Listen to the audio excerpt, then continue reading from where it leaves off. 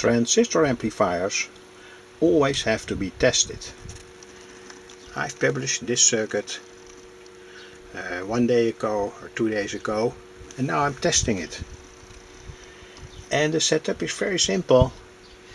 I have connected to the end stage here a lamp, a car lamp from 21 watts. And what I'm doing now, that I'm mimicking a worst case scenario. Here is my sine wave generator,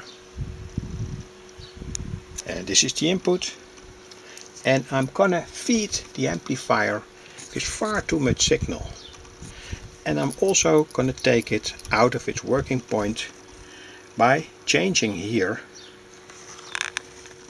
the 4K7 potentiometer to a setting where the amplifier takes a constant current, so that it is no longer a Class B amplifier.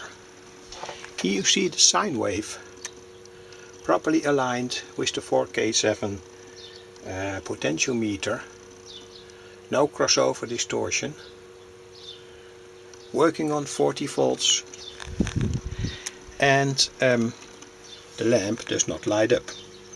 So let's see what happens.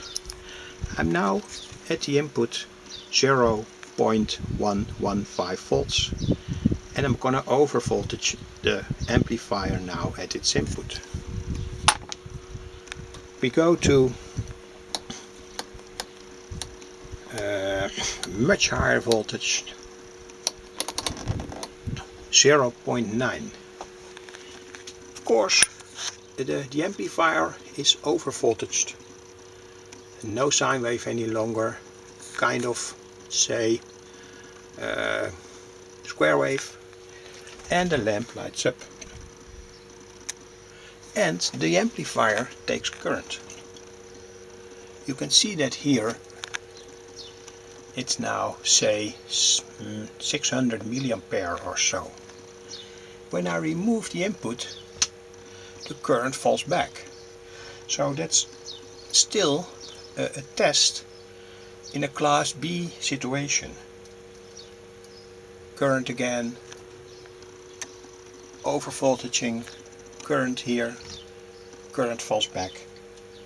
But now I'm gonna turn the potentiometer with the quiescent current setting here, and I turn it to such a way that the whole amplifier takes 1 ampere at approximately 10 kilohertz and at 45 volts, and of course we have now a square wave, kind of square wave, because the amplifier is completely overvoltaged.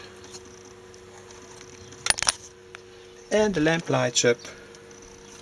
Gonna show also what happens when we go to other frequencies. Now we are in the 20 Hertz. Here you see the lamp flicker on 10 Hertz. And now we go to 100 Hertz, 1000 Hertz and 10,000 Hertz. And I'm leaving the whole amplifier now in this stage. Completely overvoltaged, far too high current, and that's the way to test such a very simple audio amplifier. Overvoltage it, etc. There are no smart circuits here in this amplifier to prevent a too high temperature, a too high current, etc. etc. The only smart thing is this fuse. When it really breaks down, both transistors burn out after say 10 hours or so. The fuse must protect it, and it will surely do. And here in my power supply I have a 2 ohms resistor to limit the current that goes to the circuit. So this transistor also gets hot.